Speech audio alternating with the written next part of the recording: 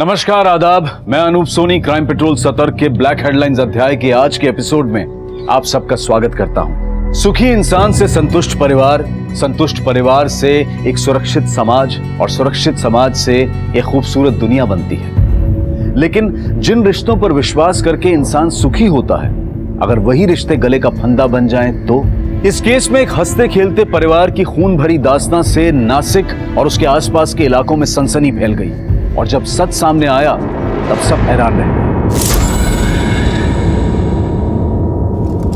Hello dear readers, मैं रत्ना।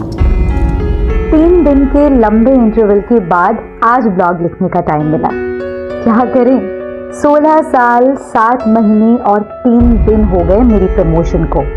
मैं एक असिस्टेंट बैंक मैनेजर से फुल टाइम होम मेकर यानी गृहिणी बनी। ऑफिस का पहला प्रोजेक्ट याद रहे ना रहे, पर घर के सारे प्रोजेक्ट्स अच्छे से याद रहते हैं। मेरा पहला प्रोजेक्ट अब 16 साल का हो गया है। शैली नाम है उसका। मॉम, आपकी कॉफी। Thank you. पहले आई बोल। आई।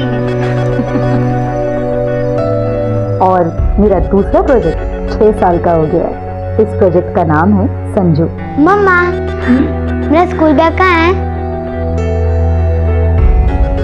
लाइफ की भागदौड़ में अपनी बात आप तक पहुंचाकर मुझे बहुत सुकून मिलता है। मैडम, मेजरमेंट के लाए। आप कौन और मास्टर जी क्यों नहीं आए? मास्टर जी का तबीयत खराब है और मैं इनका भतीजा हूँ। आइए अंदर है। ये साड़ी रखी है, ये तो इसकी फॉल बीडिंग भी करनी है और जो इसमें ब्लाउज पीस है उसे शैली के लिए ब्लाउज सिलना है। मास्टर जी, आप मेजरमेंट लीजिए।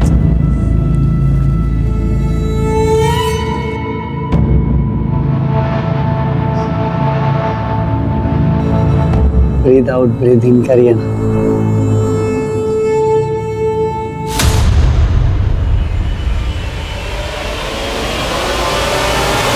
क्या बदतमीजी चीज है? हाँ? निकल जाए यहाँ से और दोबारा अपनी शक्ल मत दिखाना। निकल यहाँ से।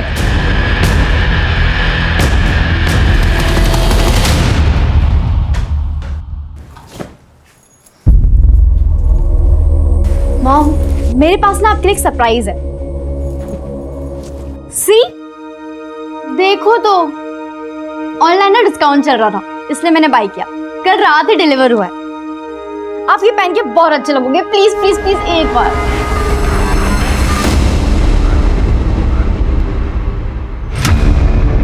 Hi baby.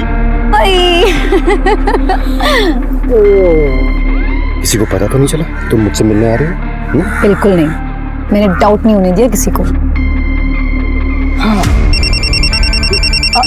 No phone calls. Yes.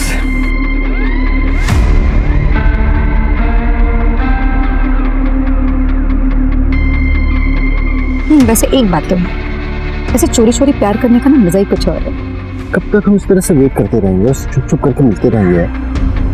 वैसे बहुत खूबसूरत लग रहा था। अच्छा,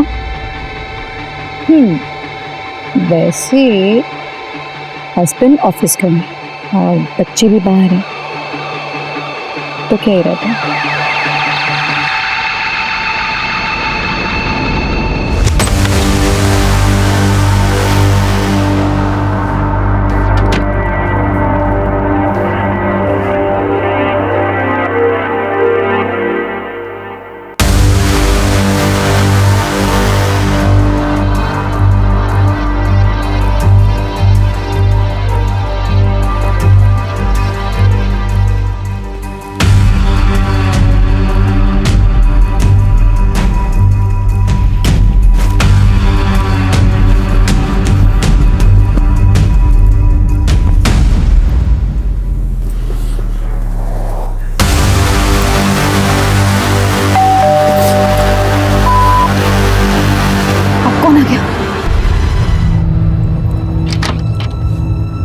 मैम, आप यहाँ और संजू, क्या हुआ? मैम, स्कूल से कब से कॉल किया जा रहा है आपको, आप कॉल पिक नहीं कर रहे हैं। वो एक्सट्रीमली सॉरी मैम, लेकिन क्या हुआ? आपके संजू को बहुत तेज फीवर आया है और स्कूल के डॉक्टर छुट्टी पर हैं। हमने सोचा अगर आप इसे अपने फैमिली डॉक्टर को दिखाएंगे तो ज़्यादा बेहतर होगा। ठीक है ma'am, thank you so much. Okay, take care. Sanju, क्या हुआ? सुबह तक तो ठीक था, फिर अचानक से क्या हुआ? पापा क्या हो बेटा, वॉमिटिंग हुई क्या? इसे डॉक्टर के पास लेकर चलते हैं। मैं बस चेंज करके आता हूँ। हाँ जी।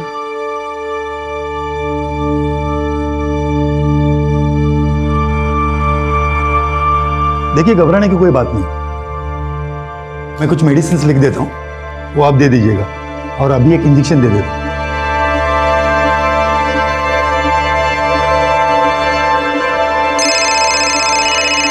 विजय का फोन आ रहा है। ठीक है, आप देखिए। हाँ विजय, नहीं, मैं ऑफिस नहीं आ पाऊंगा आज। संजू की तबीयत खराब है। चल बाय। क्या हुआ? अर्जेंट है तो चले जाइए ना। संजू की तबीयत खराब है, कैसे जा सकता हूँ मैं? तो वो यहाँ पर कौन सा अकेला है? मैं हूँ ना उसके पास। और वैसे भी मेरे रहते हुए ना आपको घर गृहस्थी की चिंता करने की कोई जरूरत नहीं है। आई एम सो प्राउड कि मुझे तुम जैसी वाइफ नहीं, गर्लफ्रेंड मिली।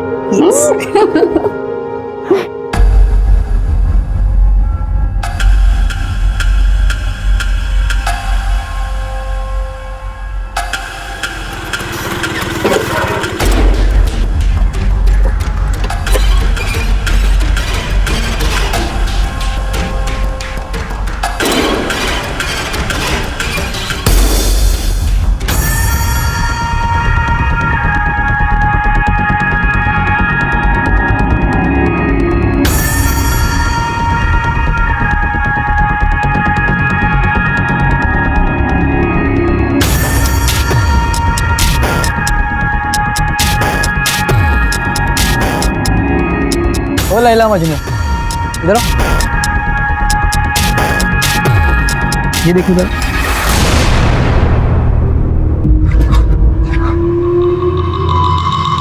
शाने क्या ये रिकॉर्ड क्या तू? अभी डिलीट करता उसका। कर डिलीट, कोई फायदा नहीं। उसे देख रहा, दोस्त है मेरी, उसके पास भी इस वीडियो की कॉपी है। 15,000 लगेंगे। तुम्हें ब्लैकमेल कर रहा है? डिलीट करो। पूरे पैसे दे तभी डिलीट करो। ए तेरा मुंह तोड़ दूंगा मैं, समझा? ज़्यादा होशियार हो गई। ये अपलोड कर दे तू। ओए रुक। अरे यार इतने में क्या होगा भाई? ये चिंदी तो समझ के रख लो तुम्हारे पास नहीं चाहिए तो अपलोड कर दे यार। नहीं चाहिए। नहीं रुको मेरी बात सुनो। अभी तुम इतना रखो, बाकी पैसे हम कल दे देंगे। कल 11 बजे बाहर में अगर कोई होशियारी की ना तो तुम दोनों को सोशल मीडिया पे स्टार होने से कोई रोक नहीं सकता। कल दे देंगे पैसे।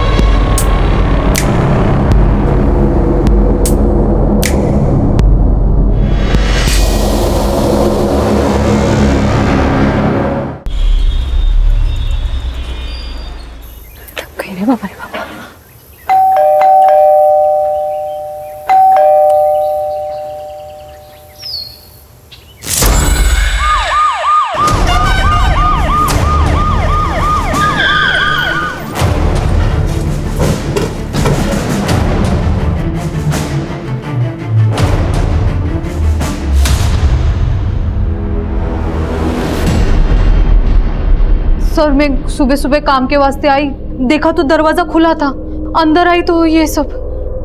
महेंद्र चेक करो।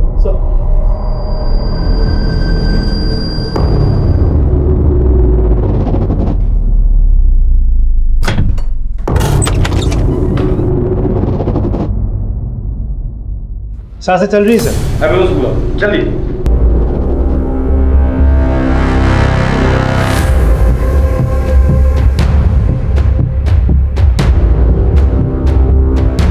सर, घर में किसी भी चीज की चोरी नहीं हुई है सर, क्योंकि अलमारी लॉकर सब सेफ है।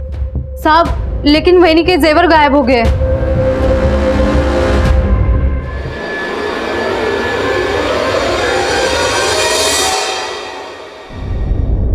सर किचन में फ्रिज के अंदर और बाहर ब्लड स्टेंस मिले हैं।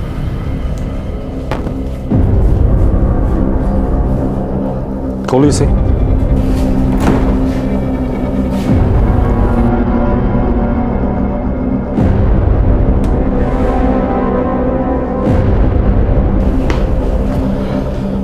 इनके अलावा घर में और कौन कौन रहता है? शैली मैडम। लेकिन साहब शैली मैडम कहाँ है? उसका कमरा कहाँ है? सर ऊपर है।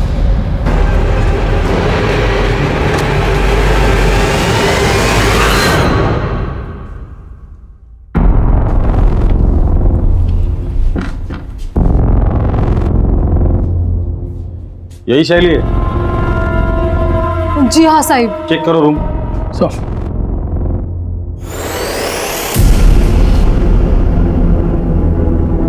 ये शैली का मोबाइल है? हाँ मैडम कोई लॉक है। ताज्जुब की बात है, आजकल के बच्चे खाना खाना भूल जाते हैं लेकिन मोबाइल साथ में लेकर जाना नहीं भूलते। इसका मतलब शैली अपनी मर्जी से यहाँ से गई है या कोई जबरदस्ती उठाकर लेकर गया है। फोन को साइबर टीम में भेज दो। महेंद्र, शैली की फोटो खींचो, हर पुलिस स्टेशन में सर्कुलेट कर दो और पेट्रोलिंग टीम को भी अलर्ट कर देना और शैली के बारे में और इन्फॉर्मेशन इनसे ले लेना। राजदीप मेरे साथ आओ। सर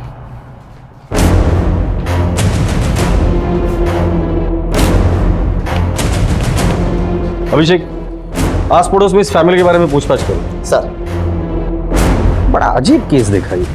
कातिल ने खून करने के बाद खूनी हाथ से शराब पी, फ्रिज खोला, खाना लिया, खाना खाया और चुपचाप चला गया। ये जरूर साइको किलर होगा जो खून करने के बाद अपने किए का जश्न मना कर गया है। काम करो, या जितने भी ब्लड सैंपल्स है सब जमा करो और लैब में भेज दो। इनके अलावा अगर कोई और ब्लड मिलता है तो वो कातिल का ब्लड होगा। सर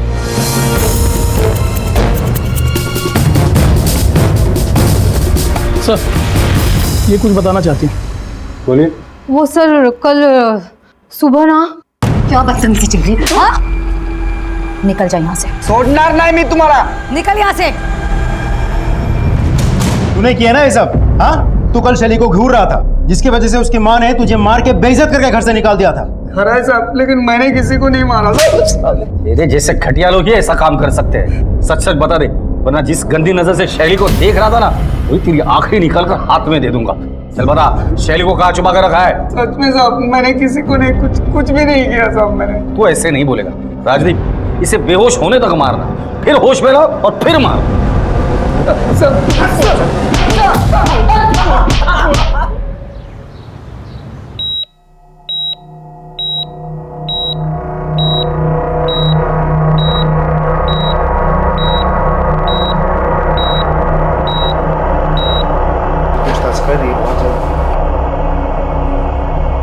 जी डॉक्टर साहब, पेशेंट की हालत कैसी है? सर, पेशेंट की हालत बहुत ही क्रिटिकल है, but we are trying our best.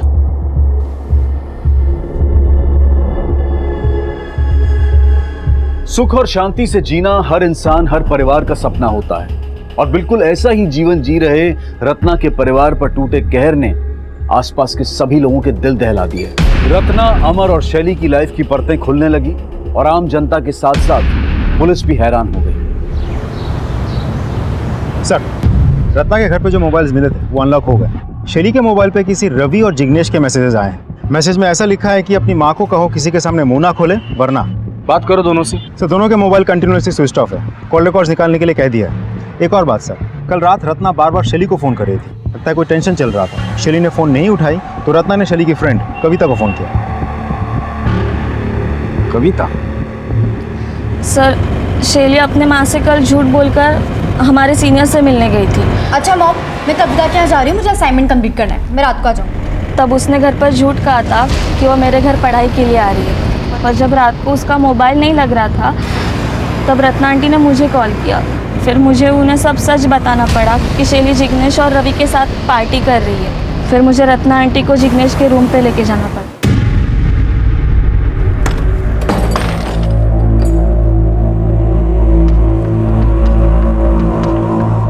क्या चल रहा है यहाँ पर ये सब? हाँ, क्या कर रहे थे तुम मेरी बेटी के साथ? बोल दे, करे पूछ रही हूँ मैं तुमसे कुछ। शैली, शैली उठ, उठ बेटा, चल। एक बात और, जो हरकत तुम लोगों ने मेरी बेटी के साथ की है, दोबारा ये हरकत तुम लोग किसी भी लड़की के साथ ना कर सको। इसलिए तुम्हारी इस करतूत के बारे में ना मैं सिर्फ तुम्हारे पेरेंट्स को नहीं कंप्लेन करूंगी, उसकी कंप्लेन मैं तुम लोगों के कॉलेज में करूंगी और पुलिस में करूंगी। चल चल।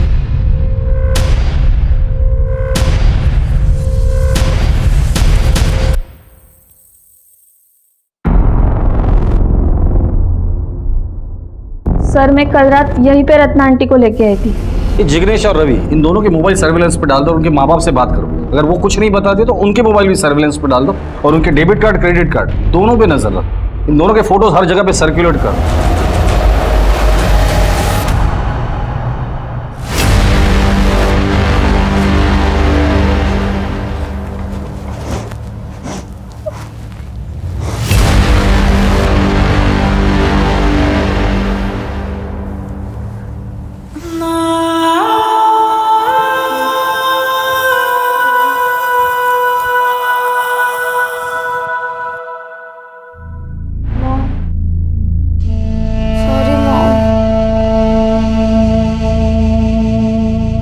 जब तक तेरी आई जिंदा है तेरा कभी गलत नहीं हो सकता।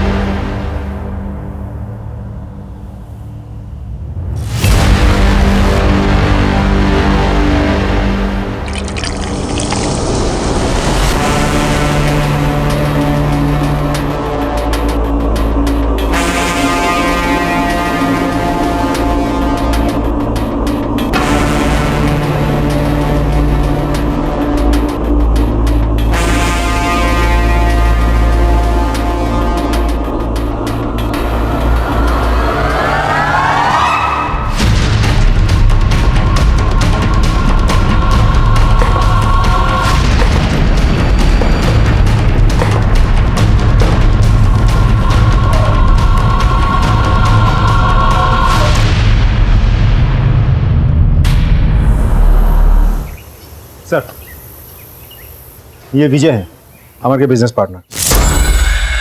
बस अब बता सकते कि अमर की किसी के साथ दुश्मनी थी, लड़ाई झगड़ा, या अमर को किसी ने धमकी दी थी? जी हाँ सर, एक्चुअली मैं वही बताने आपको आया हूँ कि कल रात। देखिए लियाकत जी, आप ये ठीक बात नहीं कर रहे हैं। ठीक से बात कर। क्या कर लेगा रे तू? क्या कर लेगा लियाकत? हाँ, चुप रहे तो। क्या करेगा तू? काम बंद करेगा ना? चल काम बंद करके निकल। तुझे क्या लगता है तू अकेला ही है? हाँ, ये टाइल्स और मार्बल्स का सप्लायर। हमारा 11 लाख रुपए पहले क्लियर करिए, उसके बाद आपको जिससे काम करवाना आप करवा सकते हैं। लियाकत जी, ये ठीक नहीं है। तेरे को ठोकू क्या?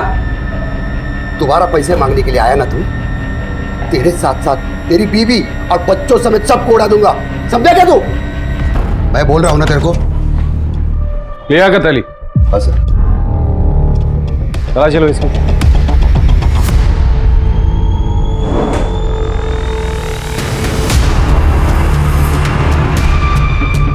लाइसेंस है साहब, हमारे धंधे में इसकी जरूरत पड़ती है। खामोखाम आप लोग मुझे इस केस में घसीट रहे हो। सैलाब में भेजो। जिस दिन मेरे हाथ में सबूत लग जाएंगे ना, तेरी शराफत की धज्जियां उड़ा दूंगा।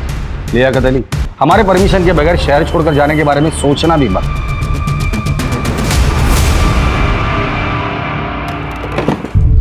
अमर को होश आ गया? नहीं सर, अभी बेहोश है सर। डॉक्टर उसे रिवाइव करने की पूरी कोशिश कर रहे हैं। सर, रत्ना और अमर के मोबाइल में किसी योगेश ने धमकी भरे मैसेजेस भेजे थे। योगेश कौन है? पता लगा लिया सर?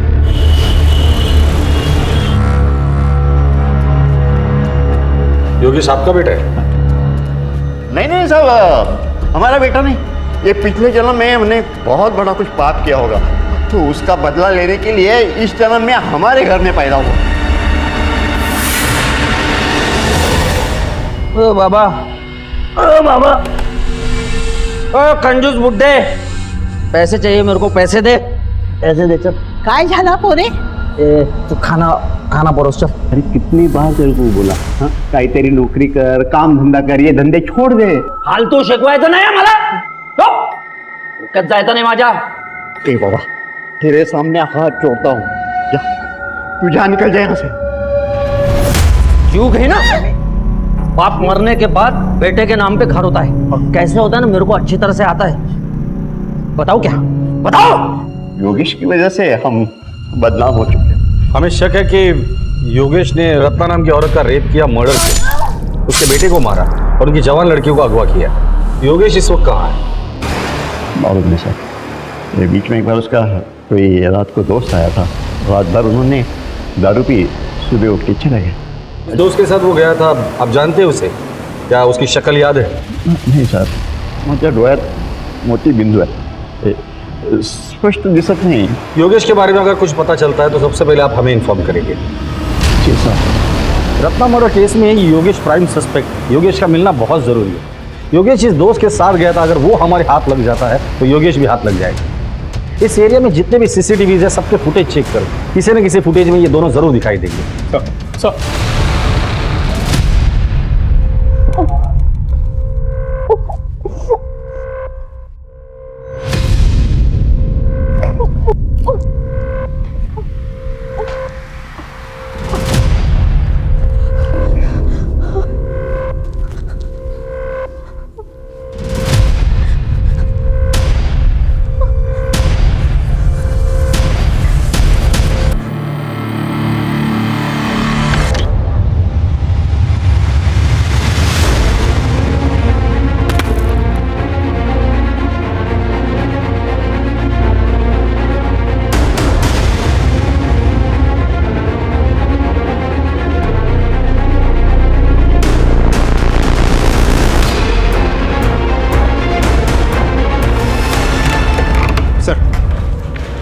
योगेश का कॉल रिकॉर्ड आ गया.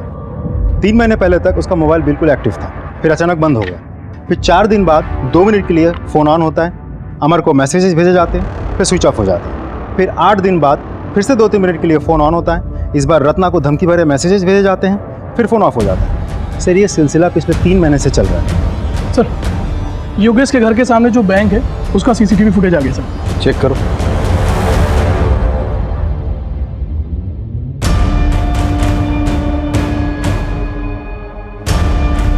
यही वो आदमी जिसके साथ योगेश 3 महीने पहले कहीं चला गया था. इस आदमी के जरिए हम योगेश तक पहुंच सकते हैं. पता करो ये आदमी है कौन और कहाँ रहता है.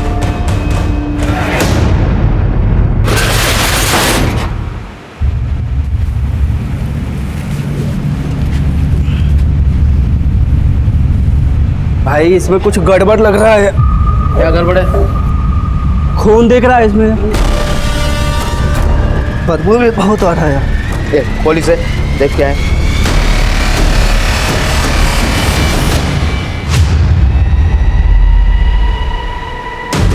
Hello police.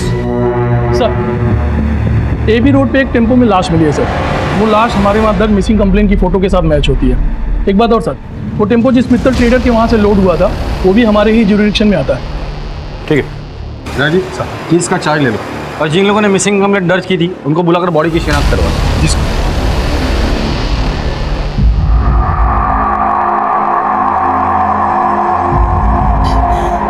समीर, समीर, देवा है क्या किया मेरे कुत्ते के साथ?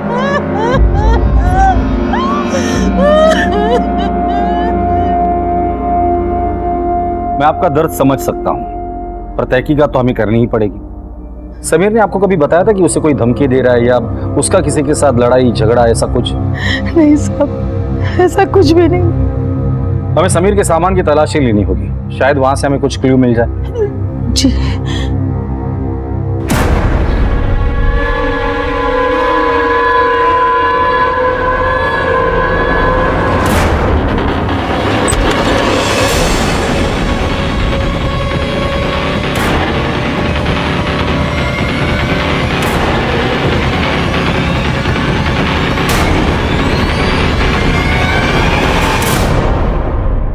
ये हार्ड डिस्क और लैपटॉप समीर का है, जिसमें बहुत सारे आपत्तिजनक वीडियोस हैं। ये समीर के पास कहाँ से है?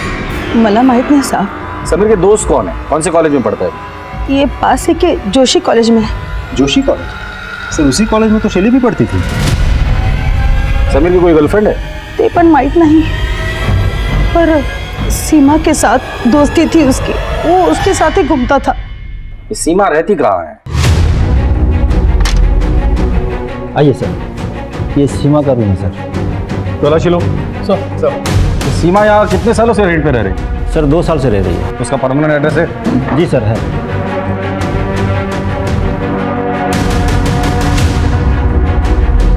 सर ये कैश मिला सर। सर लैपटॉप मिला है। चेक करो। आप बाहर रुकिए। ये वीडियोस भी। समीर के लैपटॉप से भी हमें ऑलमोस्ट सेम वीडियोस मिले थे। मतलब समीर और सीमा मिलके सबको ब्लैकमेल कर रहे थे। और हो सकता है इस ब्लैकमेलिंग के चक्कर में समीर का मर्डर हुआ हो और सीमा की जान को खतरा हो सकता है। इन वीडियोस में जितने भी लोग दिख रहे हैं सबको आइडेंटिफाई करो। सीमा की फोटो हर जगह सर्कुलेट कर दो और सीमा के माँ बाप को कांटेक्ट करने की कोशिश करो। सर हमने मित्तल ट्रेडर्स में जाके डिटेल में पूछताछ की। वहाँ समीर को कोई नहीं जानता, ना किसी ने मर्डर होते हुए देखा और ना डेड बॉडी को टेम्पो में डालते हुए देखा किसी ने। सर मैंने कुछ रिसिप्ट्स के पिक्चर्स भी खींचे, मैं दिखाता हूँ। ये भी सर, ये सारे रिसिप्ट्स मैंने खुद चेक किए हैं, ऑल क्लियर है, कुछ भी सस्पिशियस नहीं दिख रहा है सर।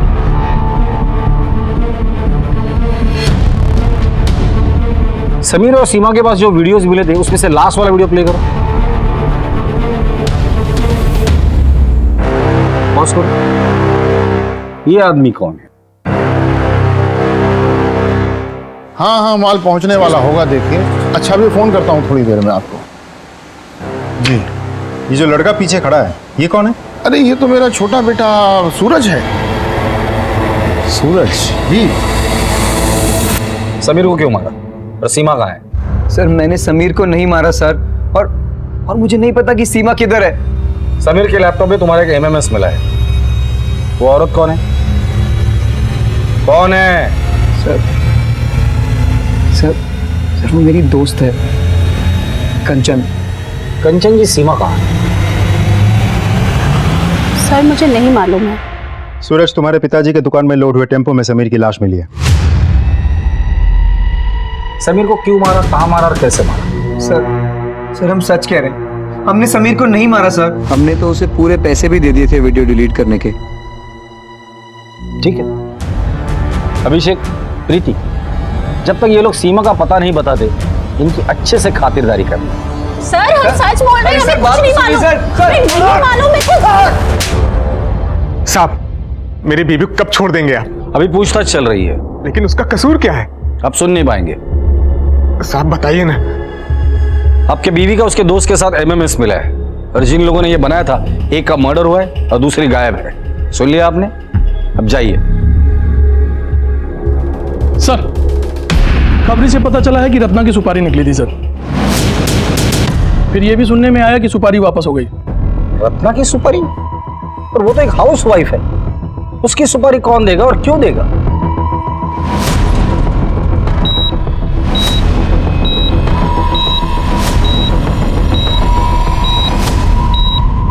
रत्ना, पहला सस्पेक्ट योगेश, जो उसे धमकी भरे मैसेजेस भेजता था।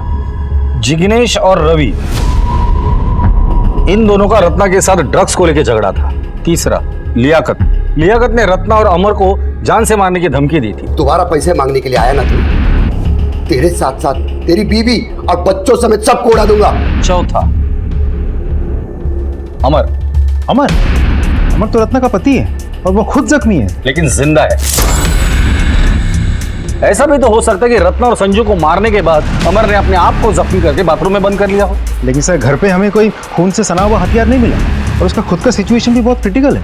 ताज्जुब की बात तो यही है कि हत्यारे ने हत्या करने के बाद उसी खूनी हाथ से शराब पी, खाना खाया और उसके बाद उसने चोरी भी की।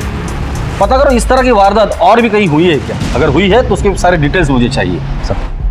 अब दूसरा मर्डर केस, समीर। अब इस समीर मर्डर केस में शैली, सीमा और समीर ये तीनों क्लासमेट हैं। क्या रत्ना और समीर इन दोनों के मर्डर केस एक दूसरे से जुड़े हुए हैं? 3 हत्याएं, एक गंभीर रूप से जख्मी और एक अगवा। अखबार की सुर्खियों और टीवी की ब्रेकिंग न्यूज पर छाए इस केस की गुत्थियां दिन ब दिन उलझती जा रही थी। पुलिस को उस एक तिनके की तलाश थी जिसके सहारे वो गवाहों और सबूतों के साथ कातिल को पकड़ पाए, और आखिरकार पुलिस को ऐसा एक तिनका, एक सुराग मिल गया। सर, योगेश जी दोस्त के साथ गायब हुआ था, वो देव है। योगेश के कॉल रिकॉर्ड से पता चला कि 3 महीना पहले उसका फ़ोन बंद हुआ था, और जिस एरिया में बंद हुआ था उस एरिया में सिर्फ एक ही फार्म हाउस है जो देव का है, और उसके बाद उसका फ़ोन कभी कभार ऑन ऑफ होता रहा।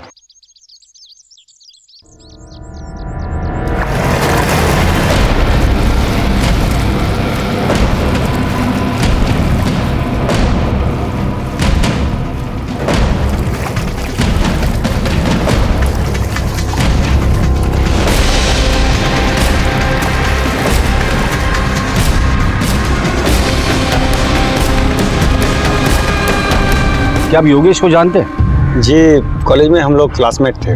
3 महीने पहले योगेश आपके साथ उसके घर से निकला था, फिर इसी एरिया में आकर उसका फ़ोन हमेशा के लिए स्विच ऑफ हो गया था, फिर रेयरली ऑन हुआ। ऐसा क्यों?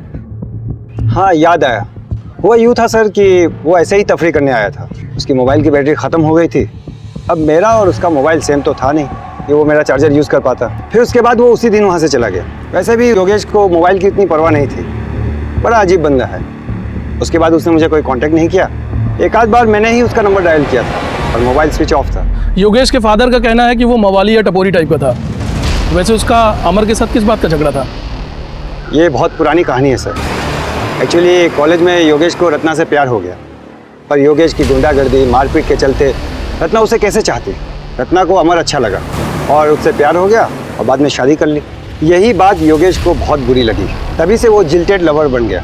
सोचा नहीं था कि कॉलेज की दुश्मनी अभी तक चलेगी और रत्ना का वो मर्डर कर देगा और अमर पर भी जानलेवा हमला करेगा।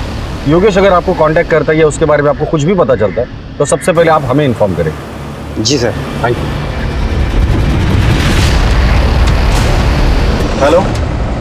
हाँ, ओके सर। जिग्नेश के पिताजी ने इगतपुर के एक लॉज में 40,000 रुपये ट्रांसफर किए हैं। प्रशांत, गाड़ी घुमा।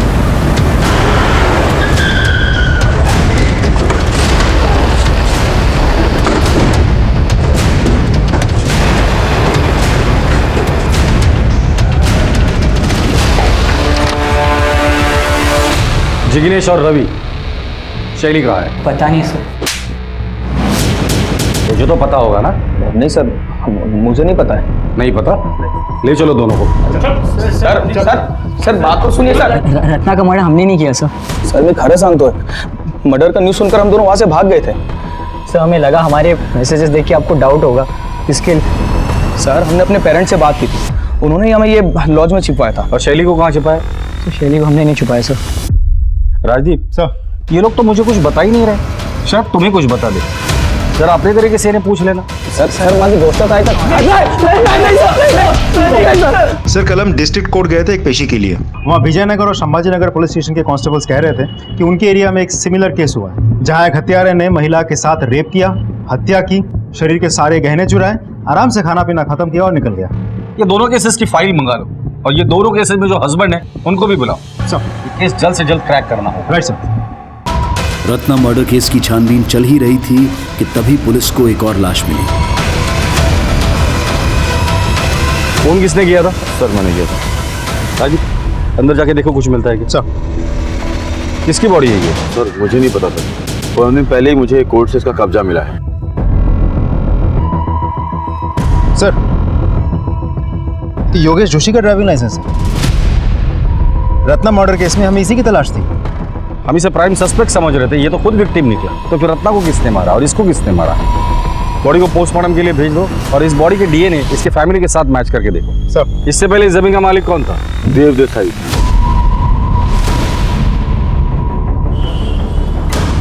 ये सब अजब इत्तेफाक है। 3 महीने पहले योगेश गायब होता है, आखिरी बार आपके साथ था। फिर योगेश का फोन बंद होता है आप ही के यहाँ पर। अब योगेश की लाश मिल गई, वो भी ऐसी जमीन पर जिस पर आपका कब्जा था। अब तो बताइए योगेश को क्यों मारा? मैंने योगेश को नहीं मारा। राजदीप, घर की तलाशी लो। सर आप बिना वारंट के अंदर नहीं जा सकते। जब वारंट चलेगा या इनसे भी वारंट दिलाओ। सर सर मेरी बात सुनिए सर, मेरा यकीन कीजिए कुछ नहीं है सर, आपको कुछ नहीं मिलेगा। इस कमरे में क्या है? सर ऐसे ही कोई पुराना सामान रखा हुआ है। चाबी दीजिए उसकी। सर वो खो गई है। महेंद्र, हथौड़ा लेके आ। सर मेरा यकीन कीजिए कुछ नहीं है, आपको कुछ नहीं मिलेगा। तोड़ दे इसे। सर कुछ नहीं है सर। शैली, खोलो इसे। ये यहाँ क्या कर रही है? सर इसने मेरी माँ और भाई को मार दिया और फिर मुझे यहाँ ले आया। इसे हॉस्पिटल लेके जाओ।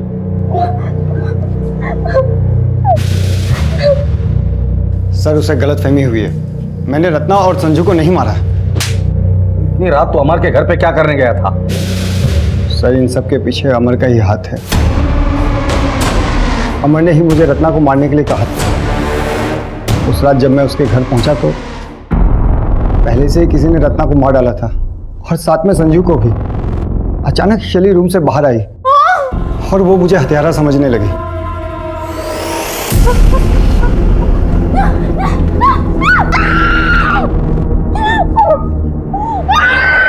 मैं शैली को मार नहीं सकता था क्योंकि वो मेरे दोस्त अमर की बेटी है। फिर मैंने सोचा कि जब पुलिस असली हत्यारे को पकड़ेगी या अमर को होश में आने के बाद ये बताएगा कि असली कातिल मैं नहीं कोई और है, तब मैं शैली को छोड़ दूंगा। और अगर अमर को होश नहीं आता और असली कातिल पकड़ा नहीं जाता तो शैली के साथ क्या करता? जिंदगी भर यही रखता उसे? सर सब कुछ इतनी जल्दी हुआ कि इतनी दूर की बात मैं सोच ही नहीं पाया। ये अमर रत्ना को क्यों मारना चाहता था? सर सारा का सारा बिजनेस रत्ना के नाम पर था जो काफी नुकसान में चल रहा था। और योगेश, उसे क्यों मारा तुमने? सर इसके पीछे भी अमर की साजिश है। सर 1 साल से प्लानिंग चल रही थी। योगेश कॉलेज के टाइम से जिल्टेड लवर था। प्लान ये था कि सबसे पहले योगेश को मार डालेंगे, फिर उसके मोबाइल से अमर और रत्ना के मोबाइल पे धमकी भरे मैसेजेस करेंगे, उसके बाद रत्ना को मारकर सारा ब्लेम योगेश पे डालेंगे। फिर मैंने योगेश को मारकर उसकी लाश को अपनी ज़मीन में गाड़ दिया ताकि कोई सुराग न मिले। लेकिन मैंने रत्ना और संजू को नहीं मारा। ले चलो इसे। सर मेरी बात सुनिए। आइए सर, संभाजीनगर और विजयनगर दोनों केसेस के हस्बैंड। बस अब ये फोटोज ध्यान से देखिए। अब इनमें से किसी को जानते हैं?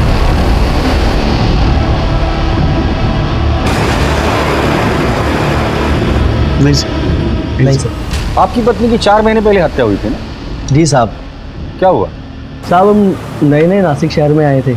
मैं कुछ काम से घर से बाहर गया, वापस आकर देखा तो मेरी बीवी की हत्या हो चुकी थी साहब। जिस दिन मर्डर हुआ था उसके पहले क्या हुआ? गोदावरी में नहाने के लिए गए थे तो बच्चे को बुखार आया, तो यहीं डॉक्टर जय के क्लिनिक में लेकर गए थे उसका इलाज के लिए, और उसी रात मेरी बीवी और मेरे बेटे की हत्या हुई थी सर। आपकी बीवी की 1.5 महीने पहले हत्या हुई थी ना? जी सर। क्या हुआ?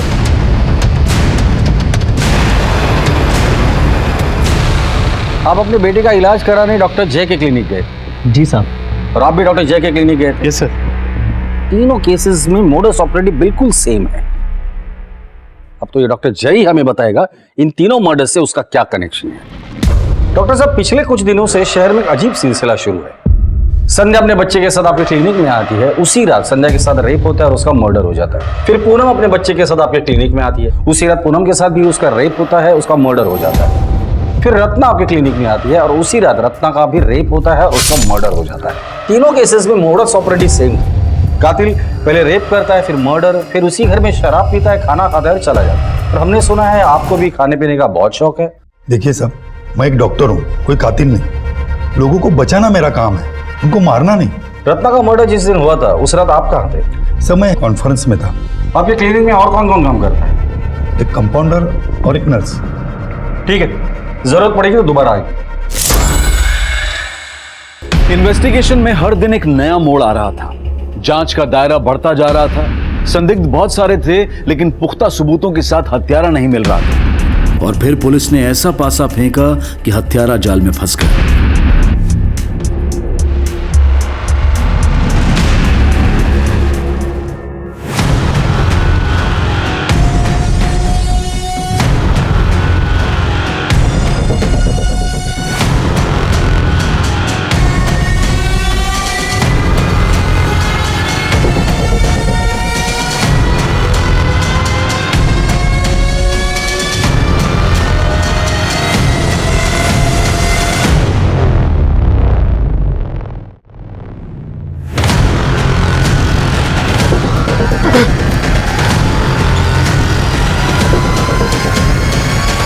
डॉक्टर जय के यहाँ कंपाउंडर हो ना?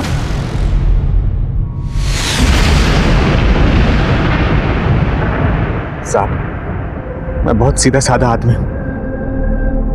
मैं सीधी सादी जिंदगी चाहता था। मैं जब काम करके घर जाता था तो चाहता था कि मेरी बीबी मुझसे 2 मीठे बोल बोले, प्यार मोहब्बत से बात करे। मेरी गलत लड़की शादी हो गई थी, सब जीना हराम हो गया था।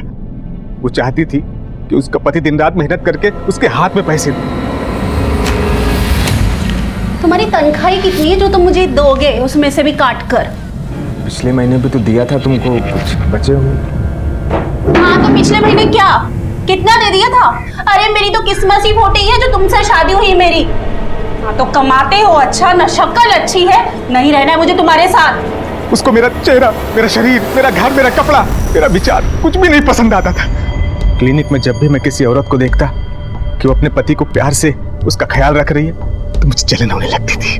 मैं उसको पाने के लिए बेचैन हो जाता, इसलिए केस पेपर से उसका एड्रेस लेके मैं उसके घर पहुंच जाता था। सोनिया और पूनम से मैंने खूब मजा लिया, लेकिन रत्ना के केस में मुझसे गड़बड़ी हो गई।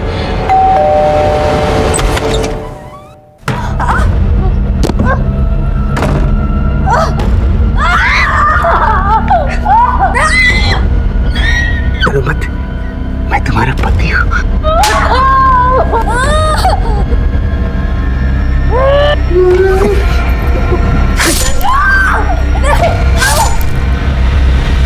कुछ देर के लिए मुझे ऐसा लगता कि वो मेरा ही घर है, वो मेरी पत्नी, और मार देता था क्योंकि और किसी और की नहीं हो सकती।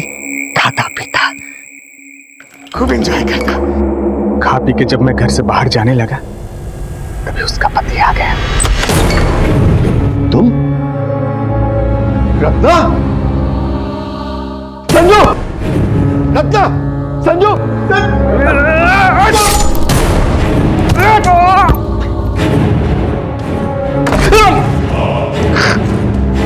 अमन ने बाथरूम का दरवाजा अंदर से बंद किया हुआ था, लेकिन मैंने जो घाव दिया था मुझे इस पर पूरा विश्वास था। खून बहेगा और वो मर जाएगा। तभी मैं वहां से चला गया। अमर को मारने का प्लान नहीं था, लेकिन उसने मुझे देख लिया था तो क्या करता साहब?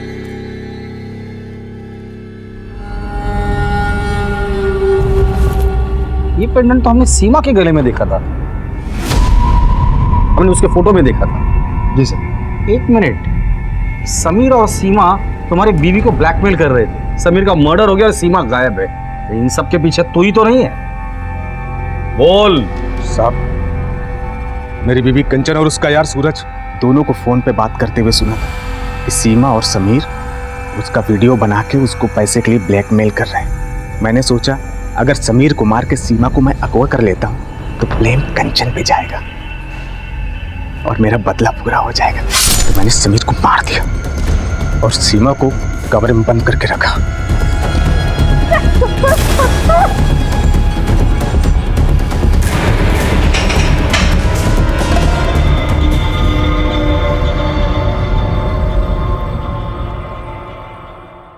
देखिए क्राइम पेट्रोल सतर्क 16 मार्च से नए समय पर सोमवार से शुक्रवार रात 11 बजे। अधूरे सपने अच्छे इंसान को फिर से संघर्ष करने की प्रेरणा देते हैं, लेकिन अगर उसका दिमाग, उसका मन ईर्ष्या से ग्रसित हो जाए तो वो उसे गुनाह के रास्ते पर ले जाते हैं। भागीरथ के साथ यही हुआ था। सुशील, संस्कारी और पति से प्रेम करने वाली पत्नी ना मिलने से वो इतना डिस्टर्ब हो गया था कि उसने अपने संपर्क में आने वाली सुशील और संस्कारी महिलाओं को अपना शिकार बनाना शुरू कर दिया। अगर भागीरथ अपने मन में उठ रही नफरत और जलन के तूफान से सतर्क होता, चुभने वाले रिश्ते से सही समय पर मुक्ति पाता, तो वो सीरियल किलर नहीं बनता। भागीरथ, समीर, सीमा और देव को अपने गुनाहों की सजा मिली और अमर ने भी अपने किए का मोल चुकाया। अब मैं अनूप सोनी आपसे विदा लेता हूं। फिर मुलाकात होगी क्राइम पेट्रोल सतर्क के ब्लैक हेडलाइंस अध्याय में एक और नए केस के साथ। और याद रखें, क्राइम और आपके बीच में सिर्फ इतना फर्क है कि आप कितने सतर्क हैं। सतर्क रहें, सुरक्षित रहें। जय हिंद।